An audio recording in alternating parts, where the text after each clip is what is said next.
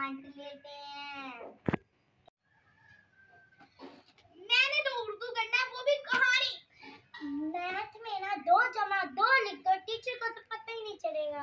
मैं तो साइंस में लिख दूंगी जमीन गोल है क्योंकि रोटियां गोल होती हैं। चलो निकाला आपने अपना होमवर्क में चेक करते हैं। ये ले 2 जमा 2 बराबर 5। ये ले जमीन गोल है क्योंकि रोटी गोल है। वाह तुम लोग तो कमाल के साइंसदान निकले। चलो मजाक बोर्ड हो गया, अब असल में पढ़ लो वरना कल क्लास लग जाएगी। एक शर्त में होमवर्क के बाद सबको कोड़े मिलेंगे।